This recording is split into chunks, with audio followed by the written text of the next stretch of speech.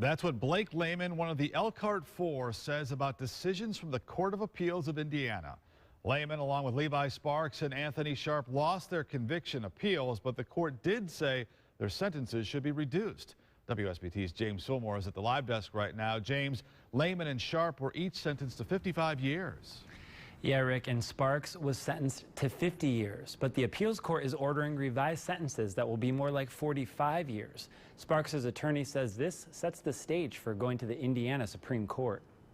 Blake Lehman, Anthony Sharp, and Levi Sparks were all convicted of murder last year after a 2012 home invasion where the homeowner shot and killed one of their friends. They were found guilty under Indiana's felony murder law. We will never stop fighting. We will continue on and until he's home. The Court of Appeals of Indiana says the sentences for Lehman, Sharp, and Sparks were inappropriate. They were all sentenced to 50 years or more, while the fourth member of the Elkhart Four, Jose Quiros, was sentenced to 45 years after he pled guilty. The Court of Appeals ordered that the sentences for the other three be revised so that all four have the same sentence of 45 years. I'm happy. I think it's a small victory, but it's definitely a victory. Blake Lehman's girlfriend, Catherine Husky, spoke to him on the phone today and says he's happy about the court's decision. At the end of the day, if he has to serve that time, that's 10 less years we have to worry about. We want them to come home, but it's a step. It's our first step. Levi Sparks' attorney says the next step is to file a petition for the case to be moved to the Indiana Supreme Court so they can try to appeal the state's felony murder conviction. The fact that there's a prior precedent relating the felony murder rule to